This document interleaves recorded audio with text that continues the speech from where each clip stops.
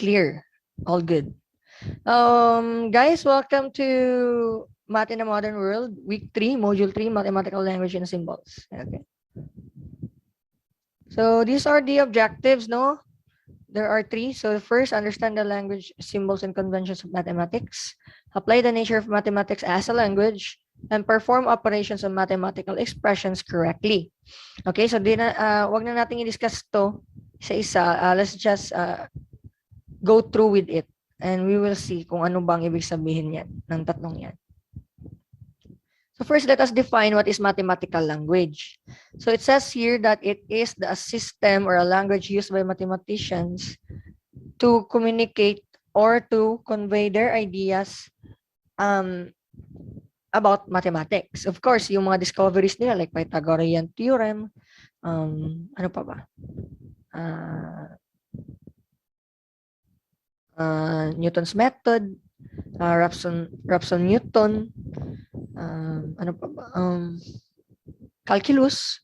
So they're using mathematical language. So it is distinct or iba siya sa natural language. Ano yung mga natural language? Like English, Tagalog, so on and so forth. So it aims to communicate abstract logical ideas with precision that is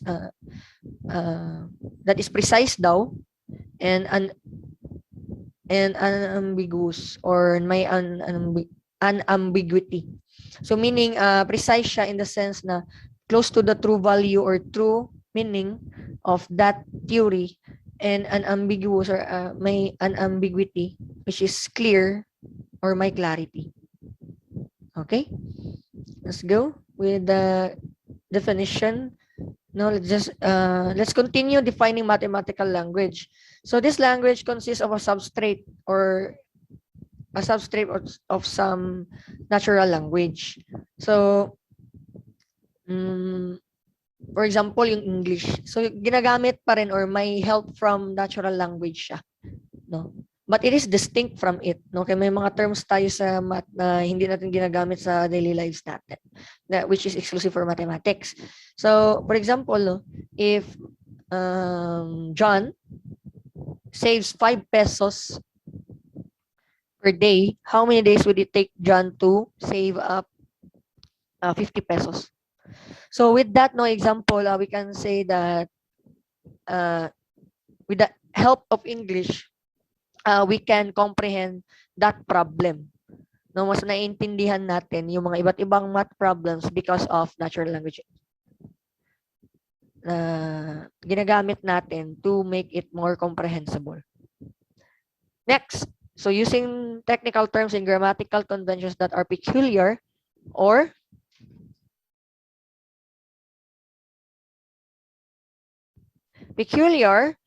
unusual to a mathematical discourse. So, yung mathematical discourse is also called as jargon. So, yung mga jargons, guys, these are terms that used in mathematics. For example, quadratic functions, linear equations, and the like. Okay? So, yung mathematical language is gumagamit siya ng mga terms na exclusive sa kanya para mapag-aralan natin yung math as a whole. Next is it is also supplemented by a highly specialized symbolic notation or mga symbols na may mathematical formulas. For example, yung sigma. So this is a Greek letter that signifies it signifies summation. So pag may sigma, guys, tapos merong set or grupo ng mga number sequence, if may sigma, meaning you have to get the sum of all of it. So for example, set X, may 1, 2, 3 siyang digit na laman. So with this summation, add mo lang lahat yan. So 1 plus 2 plus 3, that is 6. So ang ibig sabihin ng sigma is to add. No? So that is an example of a notation or symbolic notation with a mathematical formula. So ginagamit din yan sa math. Okay? So let's go with the next slide. So mathematics daw. So yung mga symbols, guys, no? Mathematics uses symbols instead of words kasi napaka-impractical naman siguro kung words pa. So for example, yung zero, Z-E-R-O. So it is impractical to write the word zero. So instead of zero, we replace it with this digit. Okay? Next is yung mga operations. Of course, no, we use symbols to represent. So we don't use the words like multiply, divide. So we use operations para mas madali. Next is yung mga variables, yung mga missing values, of course. We use X and Y instead of words or sentences that describes the missing word or the missing value, sorry. And special symbols like pi. Di ba yung pi is 3.14? So ang purpose ng pi is to calculate the what? The area of a circle. Then yung mga ibang operators like equals, less than or equal to are used to compare two values. If equal ba sila, if less than ba yung isa, or less than or equal to, or greater than, depende. Okay. Okay. Let's go with letter conventions. So yung letter conventions, these are conventions, yung nakasanayan, often used na mga letters, may corresponding letters daw na may kanya-kanyang role or nakatokang kung ano yung gamit niya or purpose. But these are not rules. Kumbaga, ito lang yung nakasanayan ng lahat throughout the years of studying mathematics. So it says that A, B, C, or the start of the alphabet are constants. Yung I to N is positive integers, while yung X, Y, Z are the unknowns or the variables. Okay? Tara, sumobra. From this, no, example, so this is the standard form for a linear equation. Standard form siya. Ito yung pina-follow na form ng linear equation, di ba? So y is equals to x plus 1. So as you can see there, no, the people or all of the people will assume that a and b are fixed values, di ba? So it's example 2x plus 3. That's a linear equation. So from this, we can assume that 2 and 3 are fixed values or constants. So nakabase siya sa convention, letter convention na nasa previous slide. Ito, ABC, fixed values. So some people will assume that are fixed values based nga sa convention. Okay? And from that, no, from this equation, we can say or we can tell who is the dependent and independent. So from this equation, or from the linear equation, y is the dependent variable while x is the independent variable. Kasi, di ba pag nagpa-plot tayo, x and y, mag-a-assign tayo ng values ni x, tapos magkaka-value lang si y pag i-substitute natin siya sa, for example, y 2x plus 1. Y is equals to 2x plus 1. Substitute natin yung x, dyan lang yung magkakaroon ng value si y. So that's why it is so that's the reason that y is the dependent variable. Nakadepende siya sa x kung anong value niya. Okay? Let's erase this. And let's go with the next slide.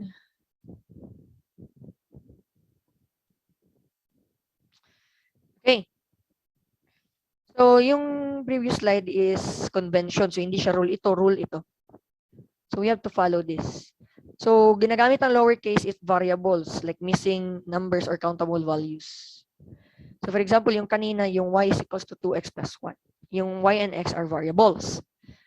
And another thing is lowercase letters or variables are used to represent the elements of a set.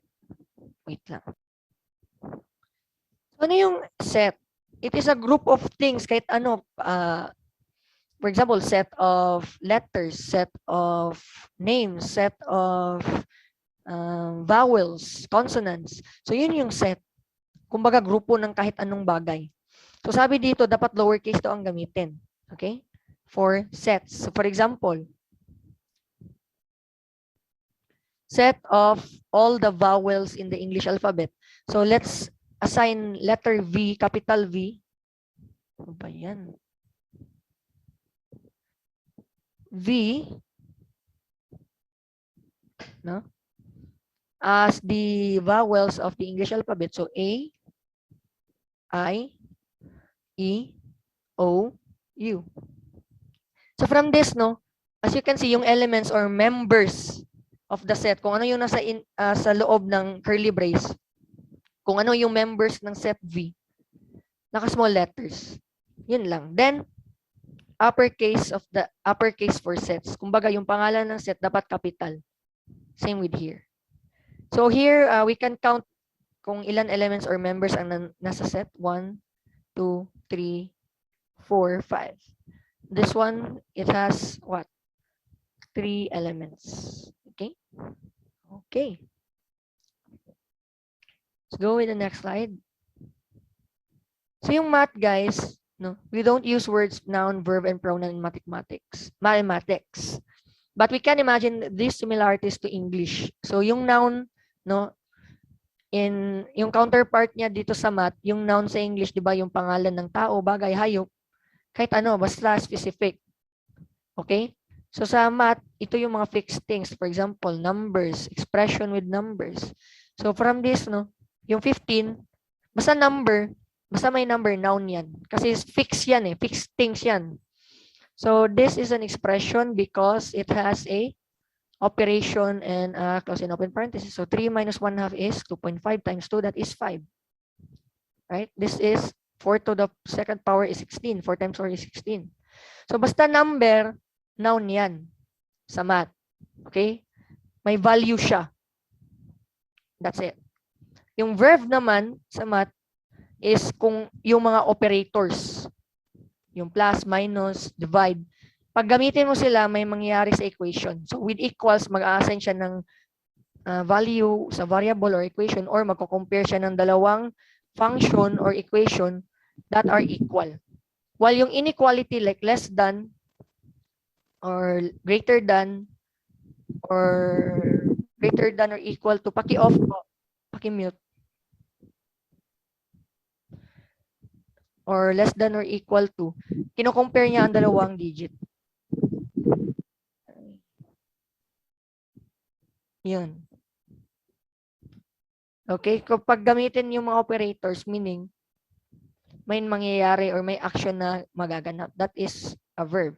While yung pronouns is these are, di ba, yung pronouns is yung humahalili or substitute sa noun, which is, for example, Joshua is the OLC for math. So yung Joshua pwede nating replace ng he. He is the OLC for math. So substitute siya. Substitute yung pronoun kung hindi mo alam kung sino yung noun. So di ba yung noun is yung mga numbers. So from this, you can let X be the number of students. Ganyan. So hindi mo alam yung kung anong value ng number of students. So nag-let ka ng X. So yung mga variables are pronouns. So it substitutes the missing value or unknown value. Okay. Let's go with the next one. So yung adjective naman sa math is yung mga subscript. So this is read as X sub n, right? Yung n dyan, yun yung adjective. So for example, yung sa Fibonacci sequence, X sub 6 is equals to 8. So yung number 6 dito describes as the 6th term of the Fibonacci sequence. Okay? Fs. So yung 6, dinidescribe yung X, kung ano siya, 6th term siya. Then ang value is declared by this. Okay? So that's how it is. That's an adjective. And the next example is 3x plus 7, right? So that is a complete mathematical statement, or that is a complete math sentence or mathematical sentence or statement. So from that, we can say that that is a complete sentence because it has a variable, on an operator, and constants. So with that, no, we can solve that actually. So ano kayang answer niyan?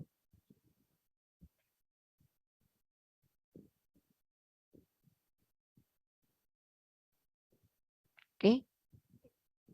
So ano kayang answer niyan? Let's evaluate. So that is 3x plus 7 is equals to 22. So transpose mo dito sa kabila kasi hindi naman similar terms or same terms ang 3x at 7. So ang same terms or yung same terms, yung parehang term lang is 7 and 22. So to solve for x, you have to transpose 7 on the right side. So that is 3x na lang dito. And this is 22 minus 7. So as is ang 3x, 22 minus 7 is 15. And we divide both sides by 3 to eliminate 3 here. And therefore, x is what? 5. So from this now, we can say that we multiply 5 here with 3 plus 7 to get 22. That's a complete mathematical sentence. Now let's proceed with this one. So the purpose of mathematics. So it is designed, no? Yung language na yun. So we can write about what?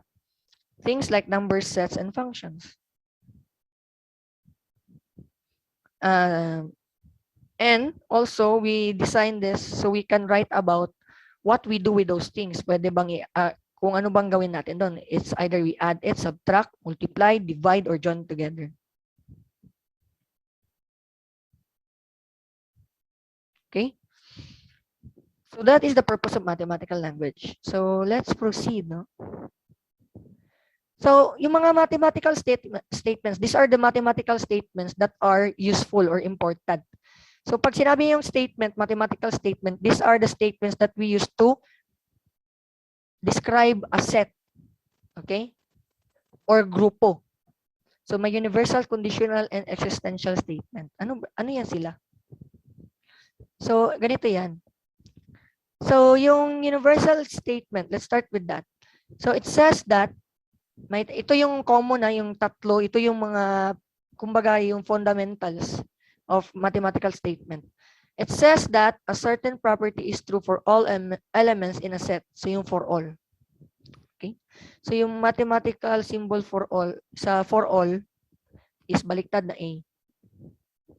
Okay? So sabi dito, may certain property daw or characteristic na totoo sa lahat or characteristic talaga ng set na yun. For example, ganito. Set A. Tapos ito yung members ng set. 1, 2, 3. Then I'll describe it. No? My statement, universal statement. All of the elements or all of the members in set A are the first 3 counting numbers, which is true for all di ba? So lahat daw ng elements. Pag sinabing universal, may property daw na totoo na property ng lahat na nasa loob. That's the universal statement. Okay? Let's go with the conditional. Conditional statement from the word itself, conditional. It is an if-then statement, that is, if one thing is true, then the other thing is also true. So for example, if the Philippines is in Asia, therefore, Filipinos are Asians. Again, so if the Philippines is in Asia, then, or therefore, then, Filipinos are Asian. So, yung dalawang statement na yun, yung sa if at saka then, are all true. And it describes the Philippines and its people. So, that's why it is a conditional statement. So, sa if then, guys, meron din siyang mathematical symbol, yung arrow to the right. Okay. Let's go with the third one, the existential statement. Says that there is at least one thing for which property is true. So there exists, no? There exists a property. May nag-exist daw. So yung there exists, guys, may mathematical symbol letter E. Okay? Baliktad E. Says that there is at least one thing for which property is true. So may nag-exist, for example, dito. Most of the Filipinos are brown skin or moreno and morena. But there exists Filipinos that are light skin or mestizo or mestiza. So kumbaga, Pilipino sila pero may na-exist din ng mga Pilipino na maputi.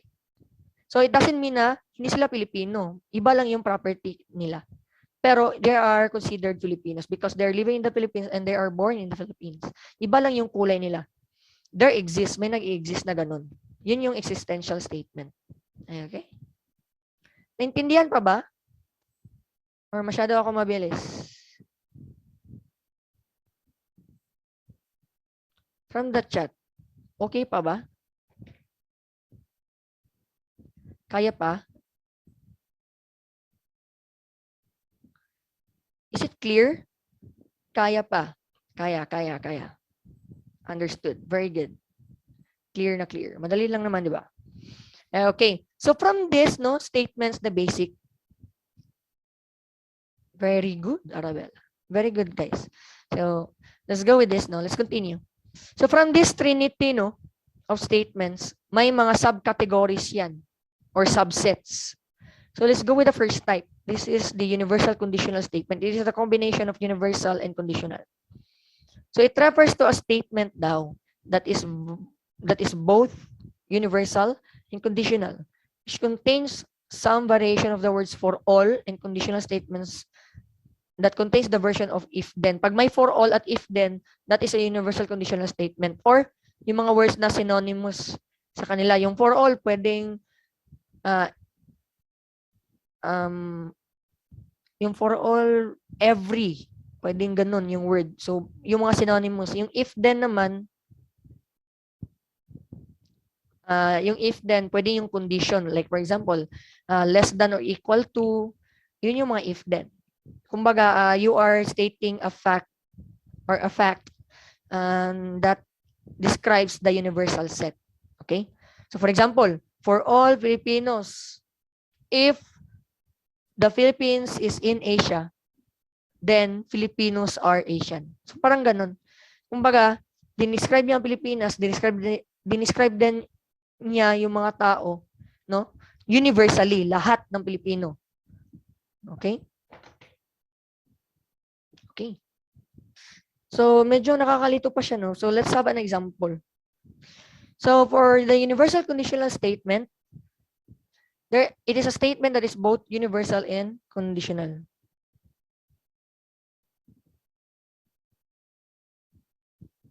So from that, no, here is an example. Let's see, no, if we can understand this. So for all animals, okay? So for all animals A, so lahat, yung baliktad na A, right? For all animals A, yung animals dito, yun yung set. Then yung set na yun, inassign niya as this element A. Okay? Ito yung set. Ito yung element.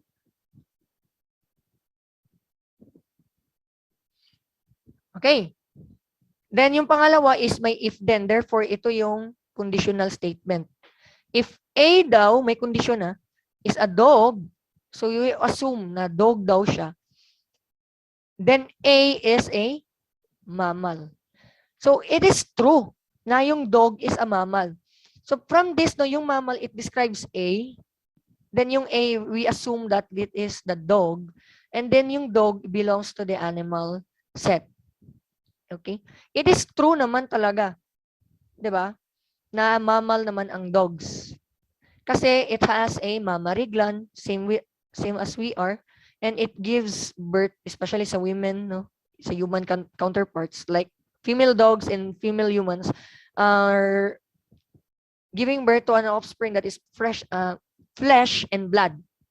So hindi siya naka-enclose sa egg. No, hindi naman tayo reptiles, guys. So from this, no, and we have hairs also, hindi fur. Balahib, feather. So we are considered mammals. Okay? One of the most important facts about universal conditional statement, so let's continue, no, is that they can be rewritten in ways that makes them appear purely universal and conditional. Or conditional, purely conditional. So how do we do it? So for example, purely universal tayo mag-start. How do we rewrite this? So you will just erase this part, the if then. Kahit ano, pwede nga hindi erase na lang yung mammal eh. Or kahit ano. So for all animals A are mammals.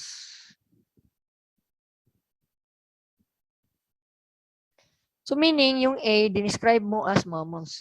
So this is purely universal kasi for all lang wala kang if then. Okay, how about if we rewrite it as purely conditional? Obviously, we erase the universal statement for all. So focus ka lang dito. If A is a dog, then A is a mammal.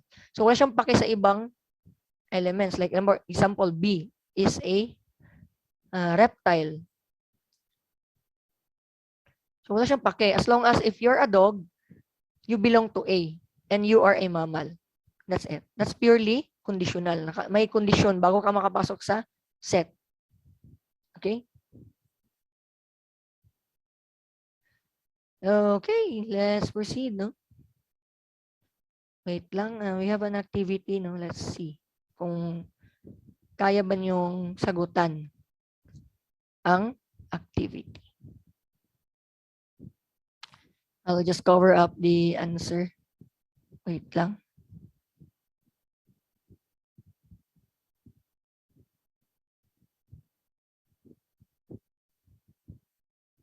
Wait lang ha, I'll cover up the answer kasi may activity na na-reveal agad yung answer. Ano ba yan?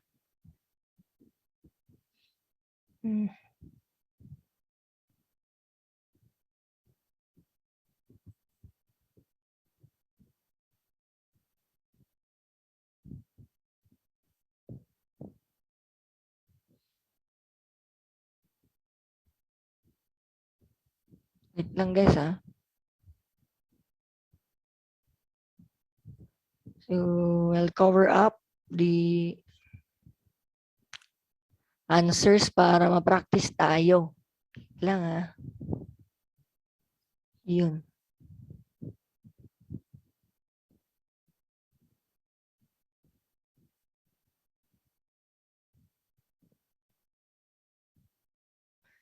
Okay, we're good. Let me see. Okay. We're good, we're good. Let's go back. Wait lang ha. Ano nakikita nyo on the chat? Can you tell me? Naka-freeze, no? Okay. Ito. So fill in the blanks to rewrite the following statement. So for all real number x, if x is non-zero, then x squared is positive. Okay. But before we write that, no, let's analyze the original statement.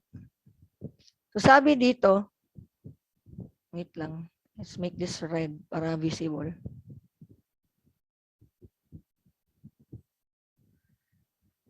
So for all real numbers, lahat daw ng numbers, ano yung real numbers? Kung ano yung numbers na nasa number line. So di ba may zero na separator ng negative numbers dito is positive. Lahat ng numbers, real numbers na nasa number line, like for example, yung mga decimal, fraction, whole number, lahat. For all real number x daw, real number x, yung x inassign niya as real number. So if x daw, yung x dyan is a real number, non-zero, so hindi siya zero, then pag ni-raise to 2 natin siya or i-x squared natin siya, magiging positive siya. I-raise it to 2, dapat ang result daw is always positive. Let's see. So what's the result of this? Positive or negative? Negative 4 raised to 2. Positive 16, correct. Kasi negative times negative is positive. Positive 16. Therefore, kahit anong pang ilagay dyan, fraction, negative or positive, positive talaga pag i-raise to 2 siya. Okay? So, we can continue. So, how do we rewrite this? Fill in the blanks daw eh. So, we compare it sa original statement. So, if a real number is zero, is a non-zero, then its square is blank. Ano kaya ang answer? So, balik tayo dito. So, yung real number, meron. So, in this statement, no, is it is not using x na variable. So, we have to be consistent. Kung walang x dito, dapat walang x squared dito. So, parang sentence lang siya. So, real number is here, no? inassign niya na x. Then yung x daw, yung real number na yun is non-zero. So the real number, if a real number is non-zero, then its square is what? Ano kayang kulang sa blank? Positive. Correct. Okay, positive. Kasi yun lang yung kulang. Next. For all non-zero real number, x is blank. So from that, gumamit siya ng x dito na first part. So we are expected na may x squared dapat sa kabila. So for all non-zero real number x, ano ang kulang? Ano kaya ang answer ng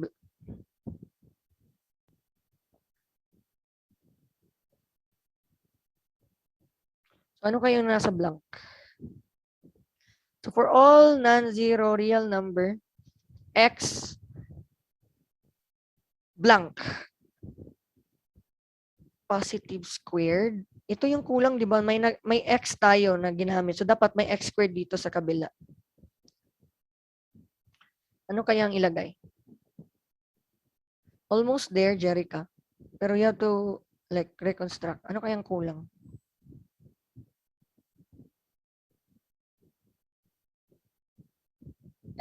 X squared po. Hindi ko po mata. X squared is positive. Correct. X squared is positive. Ito lang yung kulang. Ito. So, kumbaga, yung thought nito is the same sa taas. Okay? Let's continue. So, if x daw is blank, then blank. So, may x dito. We expect na may x squared dito sa then. Okay, paano ba dinescribe yung x? Yung x daw is real number and non-zero. Then, lagay mo to. So, if x is ano? Ano kaya?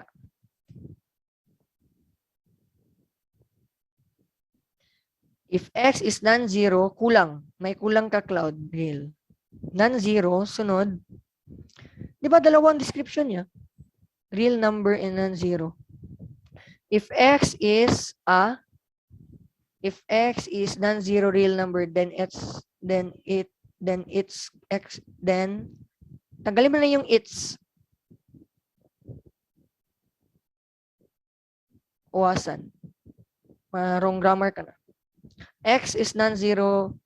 If x is non-zero real number, then it's x, and then x squared is positive dapat. Nice try, Ferdinand, but may mali. So yung kay hindi ko mabasa yung first name niya, Uwasan, or sabi niya x squared is non-zero real number, then x squared is positive. That's the correct answer. Ito. If x is a non-zero real number, di ba dinescribe niya yung x as real number and non-zero? Then x squared is positive. Next, letter D. The square of any non-zero real number is blank. Ano kaya? So, nandito na yung squared. Isa-isahin natin. Nandito na yung squared, ito. Of any. So, for all real number that is non-zero is positive. Very good. Yun na lang yung kulang. Yung panghuli, ano kayang answer? All non-zero real numbers have blank. Anong kulang?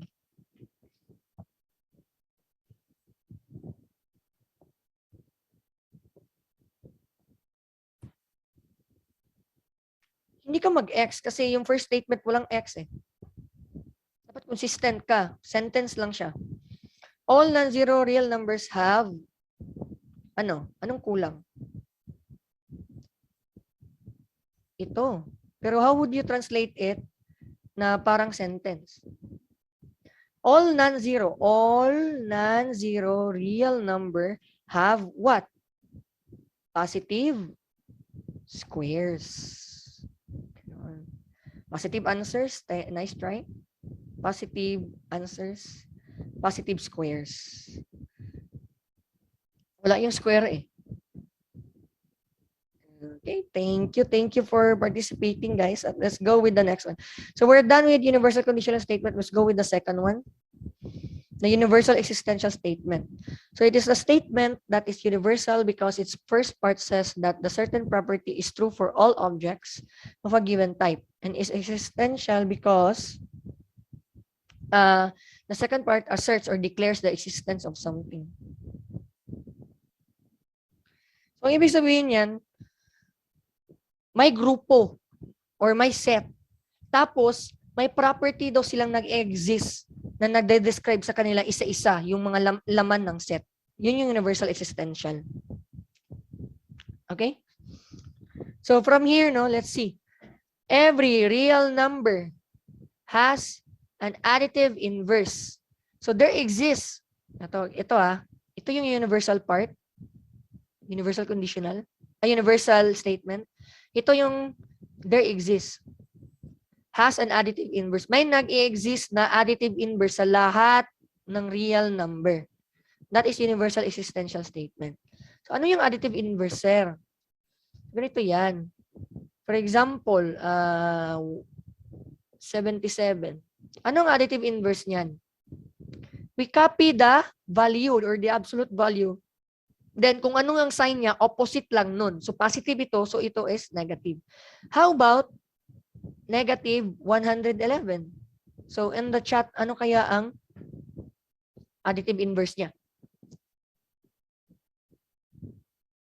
Anong positive 111. So, lahat ng real number kahit fraction nga eh.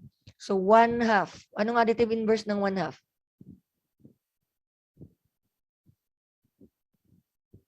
Anong additive inverse ng 1/2, guys? Additive inverse ng 1/2 is what? Negative 1/2. Very good. So you get my point, or negative 0.5 is acceptable. So you get my point. No? May nag-exist daw na property. Dinescribe yung lahat ng real number at meron daw siyang ganitong property. Ganun yung ibig sabihin nun. Okay? Okay. Let's continue.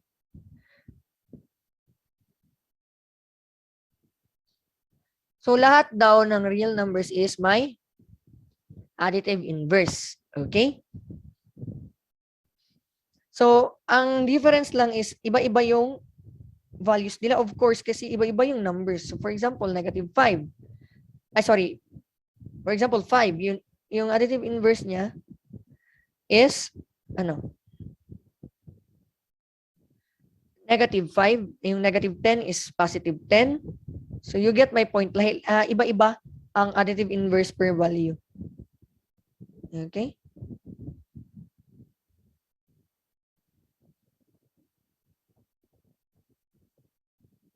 Okay, let's proceed. No? So let's have another activity. So yung fill in the blanks na naman, pero yung statement na i-change natin na universal existential statement is every pot has a lid. Wait lang, nag-error. Yan. Every pot has a lid. So what does it mean? Ano yung lid? In the chat, ano yung lid?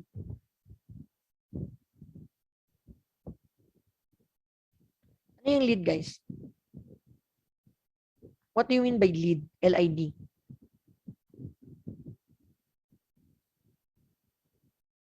Takip. Correct. So, every pot daw. So, yung letter A, ano kayang answer ng blank? All pots blank. Ano kayang answer?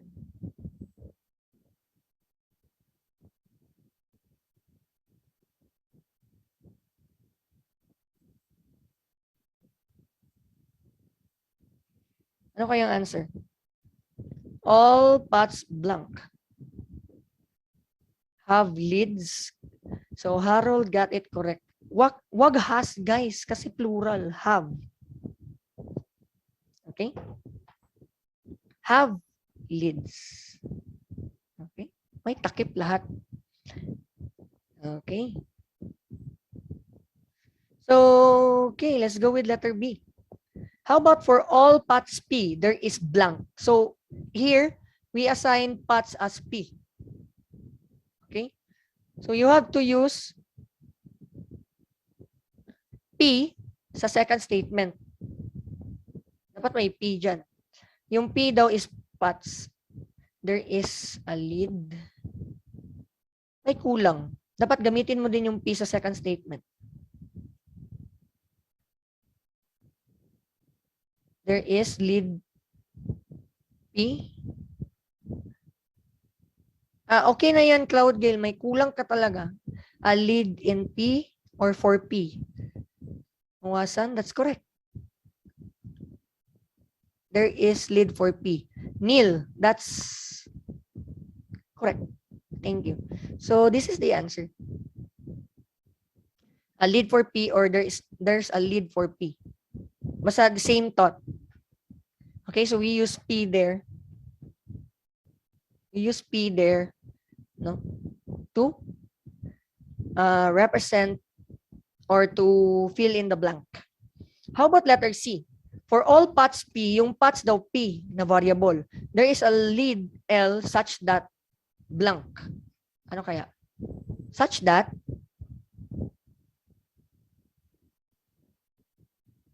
ano kaya? A lead in P. May kulang ka, may L na eh. Ano kayang sige nga. May kulang. Dapat may L, may P at saka L dito sa blank. Okay? So, ang answer is what? L is a lead for P. Tama. Or L is for P kasi nag-declare ka na dito eh. There is a lead L such that L is a lead for P or L is for P. Okay?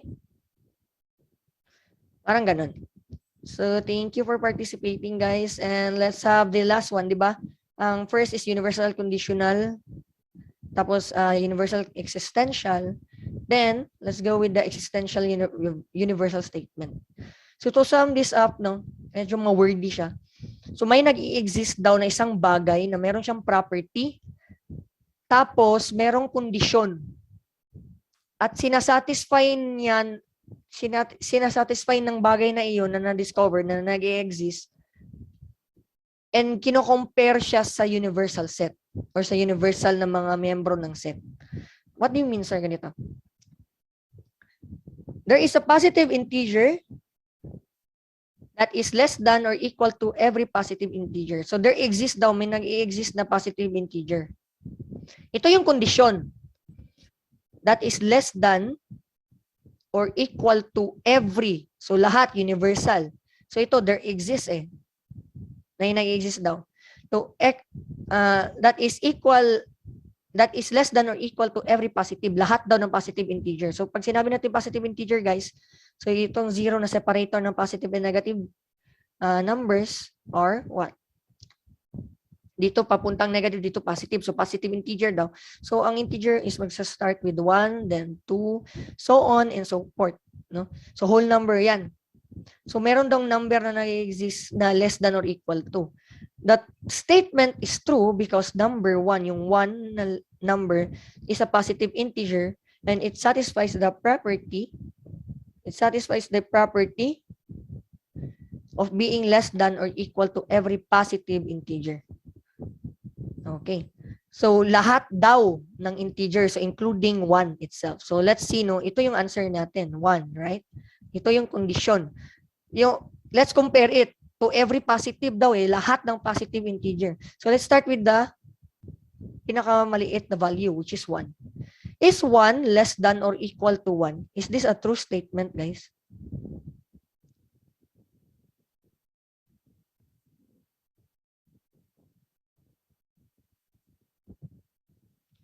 Yes, because or ang gamit natin. Pag sinabing or, So, yung dalawang condition na less than at equal to, pwedeng mag-satisfy ang isa dyan, and the overall statement is true. So, 1 is less than or equal to 1.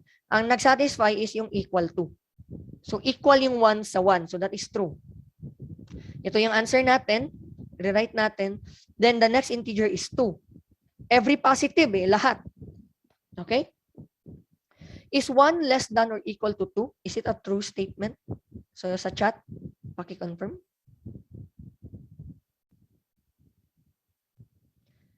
Yes. Kasi, balik tayo, ito, ang nasatisfy niya, naka-or kasi. Yung 1, less than talaga sa 2. So, you get my point, no? Kahit pa papunta tayo ng positive infinity, totoo yung may nag-i-exist talaga na positive integer sa universal set. It is less than. So, let's have an activity again. No? So, rewriting existential universal statement. So, there exists a person, may tao daw sa klase nila who is in my class, who is at least as old, kasing tanda halos lahat ng tao doon sa klase namin. So, paano mo yan i-rewrite? Let's go with this one. Some blank is at least as old as blank. So, how do you rewrite that? What is the answer? Anyone?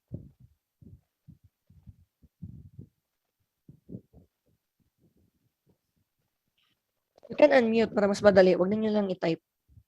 Just raise your hand and unmute.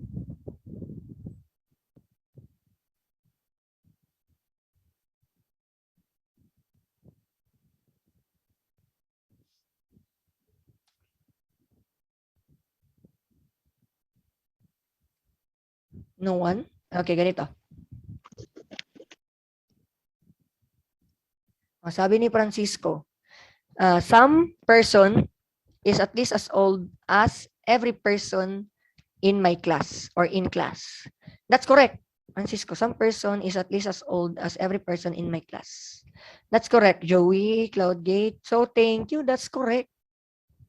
Binase lang natin doon. Same thought lang. On the second one, there's a person P in my class such that P is what?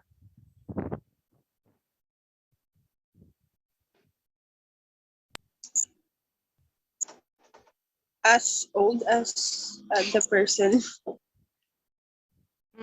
Almost there. So that P is blank. Ano kayang kulang? Sige, Julius. At least as old as every person in my class. Correct. Very good, Julius. So that's the correct answer. So you'll just you will just rewrite it na same thought siya sa original. Okay? How about this one? There is a person P in my class. Ito daw P na ito inassign na P. Itong person na ito. Nakasing tanda daw ng lahat ng tao sa kanilang klase. So there is a person P in my class with the property that for every person Q. Ito. Q na ito P. So P is what? Anyone from the class? Ano kayang answer?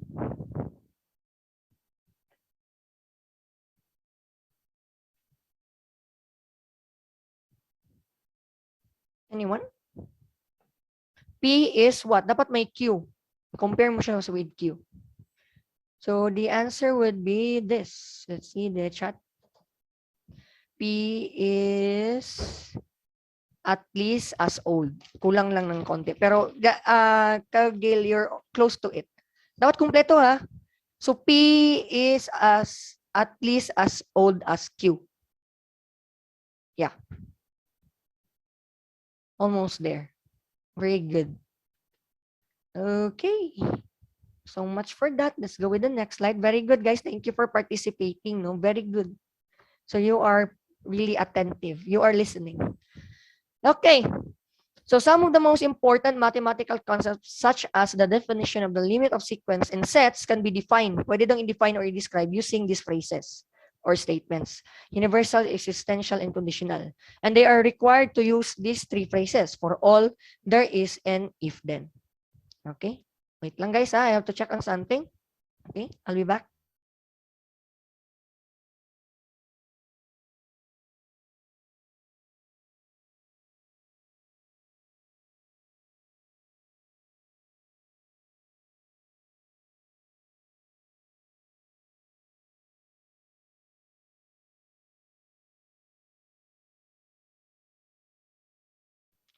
Okay.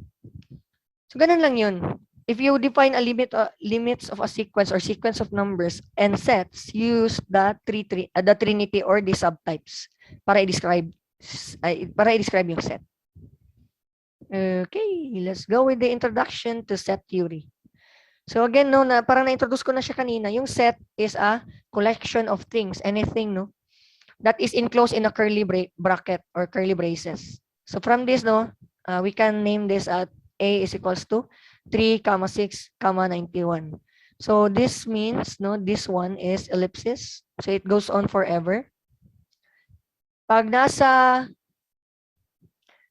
unahan siya or nasa hulihan ng mga na-enumerate na elements or nasa loob ng bracket, for example, ganito. 3, 6, 91, tapos ganito. So ito, papuntang infinity din. So never ending. And also this one. It continues on and on. So yung element again are the members, yung laman ng set, yung nasa loob ng brackets. So yung set is denoted by a capital letter, right? Okay? So for example, yung ellipsis nasa gitna, like A, B, C, then ellipsis, X, Y, Z. So it doesn't mean na infinite yun na. Ang meaning naman nito is may na-skip lang na-skip or hindi na sinulat ng mga elements kasi madami. Sa dami. So for example, if this is a set, lagyan natin ng bracket. And this is set A. So this is the set of all of the English alphabet. Okay? So yung D to W was not written because it is impractical kasi dami ng letters. Kaya gumamit siya ng ellipsis, meaning nag-skip siya ng elements. But they're there. Then yung elements of a set is denoted or represented by lowercase letters. Okay? So ito, mali ito. Dapat A, B, C. Ito. Okay? Next is set roster notation. So yung set roster or tabular form, it refers to denoting a set and enumerating. Makikita yung mga elements niya or members, no? And it is enclosed by braces. So ito, ang tawag dito is set roster notation or tabular form. Okay. How about this one? So yung E, parang E na ganito, is called the epsilon. So it represents, no, na belong to or an element or member of a set. Okay. So dito, 'di ba small letter, 'di ba pag letters ang laman ng set, small dapat yung element. Then yung pangalan ng set is capital. So if we read this is A is an element of set A. Okay. So balik tayo sa set natin yung sa taas. How do we apply this? Okay, let's just clean this up. Medyo cluttered. So for example, this is set B. B is equals to this one. Pag sabihin ko na 6. So 6 epsilon or maki-mute. May naka-unmute. Okay? So 6 is an element of set B or element of B. So meaning yung 6 member siya ng set B. What if negative 1? So hindi siya membro ng set. So how do we denote that? So gawa ka ng epsilon dyan, tapos may slash. So ibig sabihin nito, negative 1 is not an element of B. Intindihan? Like this one. So it is not an element of set A. A is not an element of set A. So the orders of the elements are meaningless. So for example, set A, yung 3, 6, 91, pwede natin yung i-rumble. For example, 91, 6, and 3. So on and so forth. It doesn't matter as long as inside the braces siya. It is the same set. So we specify the common property, no, of the things that we collect, and we denote it as a set. For example, items that you wear, shoes, socks, hat, shirt, pants, and so on. This is known as a set. So may common property siya. So another example is the type of fingers. Yung pangalan ng finger, index finger, middle finger, ring finger, pinky. So those are the typical property. May property na common sila. So from the notation of the previous example, yung ito yung sinuot natin, this is what you wear, right? Number 1. So naka-enclose siya sa brackets and separated by a comma. And this is the types of fingers. And this ellipsis again, it means continue on. So if early notation for sets, we simply list them, each element or member separated by a comma. And these braces are called set, brackets, or braces. So example, no, vowels in the English alphabet, A, E, I, O, U. A, E, I, O, U, sorry. So ito. So as you can see, the elements are denoted in small letters or lowercase. And the set of odd positive integers less than 10, which is 1, 3, 5, 7, 9. Okay. So may dalawa tayong sets, yung mga numerical sets or sets in general. May well-defined at saka not well-defined.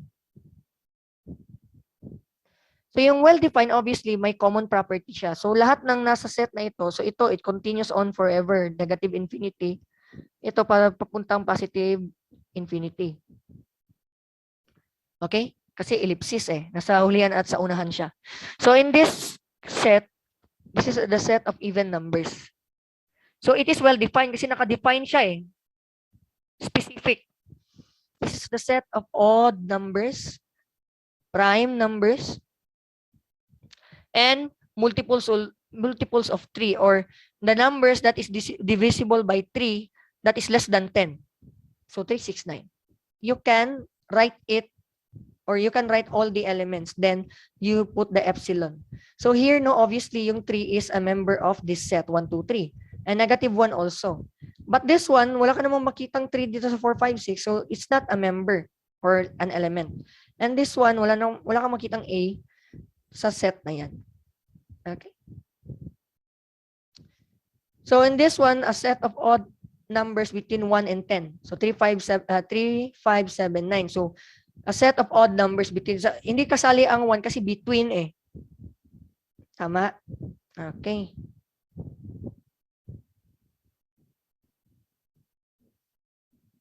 Okay, let's go back. So 3, 5, 7, 9 are called elements. Okay. Sa ganitong set. Then 3, 5, 7, 9 is an element of A. So the number of elements in set A, so bilangin natin 1, 2, 3, 4. That's 4. And we denote it like this. So dito, kung ano ang pangalan ng set. So for example, this is letter B, right? So you will change this to B. N of B. Okay. So then the number of elements. So meaning the number of elements in set A. Okay. So 3 yan. So there are sets can be represented in 3 ways. Wala ka. Yung roster or set roster or tabular form, descriptive, and set builder. Diba set roster notation is also known as tabular. So obviously yung tabular kanina in-explain ko na naka-define lahat or naka-enumerate lahat ng elements, then enclosed in a bracket like this one. Makikita mo talaga yung elements. That is tabular or set roster notation na, or set notation roster na pag-represent ng set.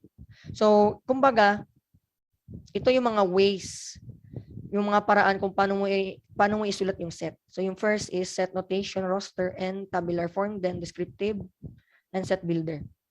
Let's go with the descriptive. Obviously, yung descriptive, balik tayo sa ganitong example, di ba? Yung first set daw is the set of first 5 natural numbers or countable numbers, which is 1, 2, 3, 4, 5. Then, yung B is the set of even numbers up to 50. Okay? So, 2, 4, 6, no, nag-skip siya ng elements kasi madami. So, ito yung tabular. Let's go with the descriptive. Yung descriptive, purely words lang. Stating the words kung anong laman ng set. So, set A is set of 5 natural numbers. Then, letter B is the set of even numbers up to 50. So, we have to rewrite it. So, set of positive even integers less than or equal to 50. Bakit ganun? Less than or equal to 50. Bakit ganito pagkasulat sa descriptive form? Kasi, descriptive you have to state it kung ano yung condition. Or pwedeng ganito lang. The set of even numbers up to 50. That's correct. Pero ito is another way. So positive even integer daw. No? That is less than or equal to 50. So let's assume that the integer or the missing elements are x. So if we substitute any value here, let's start with the lowest integer, even integer, which is 2. Less than 50. Is 2 less than or equal to 50? Correct. Up to, hanggang hindi na mag-satisfy. Mag-skip counting ka, 2, 4, 6, 8, hanggang hindi na mag-satisfy ang ganitong notation. So what if, tapos ka na, 50 is it less than or equal to 50? So that's correct. What about 52? Less than or equal to 50? So it doesn't satisfy. So mag-stop ka sa 50. So yun yung elements, kumbaga. Okay? So basta descriptive form is in words. You have to describe it in words. Yung yung set builder naman is purely symbolic form. So medyo mahirap to, guys, ha. So yung set builder, so from this, no, we usually use x, small letter x, to represent the element, okay, inside the set.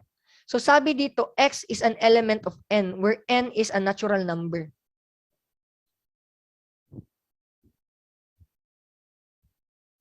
Sabi niya, itong line na ito is read as such that x daw is less than or equal to 5. So magsasubstitute ka ng mga numbers dito hanggang hindi na mag-satisfy ito. So you will know what are the elements. So we will start, no? This is element of a natural number. So yung counting numbers, yung pinakamaliit na counting number, first 5 daw eh. Okay? So let's start with the pinakamaliit, which is, then we compare it up to 5. So malalaman mo kung ano yung values niya. So that is a set builder na pagsulat. So medyo mahirap yan. Pero yaka yan. As long as you describe it correctly. How about the second one? Diba? Yung second one is set of even integers less than or equal to 50. Okay? Let's go back. So, x daw is an element of positive even integer such that 0 is less than x and x is less than or equal to 50. So, ano bang number ang after ng 0? 1. Pero hindi siya included kasi even eh. So, let's start with 2. So, 2 is less than 50. So, yung x dito, nag-substitute lang siya for the element. So on and so forth. No? So, 0, sa third one is 0 is less than x. So, mas malaki dapat si, nagkamali ito eh. Wait lang. Okay. Tama yan. Kasi yung last set is what? Erase muna natin ang gulo. Lapit na mag-time. 3 minutes na lang. Bear with me. Extend tayo siguro mga 5 minutes lang. If possible. Lapit na tayo matapos, guys. 6 slides na lang. Dali lang yan. So yung set C is the set of all positive odd integer. Let's go back here. So paano yan si net builder? So x is an element of all positive odd numbers. Pag negative odd numbers, may negative yan dyan. Kung wala, di positive. So x is an element of all positive odd numbers such that 0 is greater than x. So dapat, no? Odd numbers daw eh. So let's start with 1, then 3. So it should satisfy this inequality. So never ending to kasi wala kang restriction like this. Never ending. So that's correct. No? Always hanggang positive infinity yan. Odd integer eh. Set of all odd integers. So tama yung notation na yan. So yung subset refers to any two sets denoted by A and B such that every element A is also an element of B. So it is written like this. So paano yan? Paano yan? How do we understand this? So for example, no, if ang set A may 1 and 2, then ang set B is may 1, 4. Di ba yung order is not important? So for example, ganyan, 1, 4, 2, 3. Okay, so yung problem is set A a subset of B?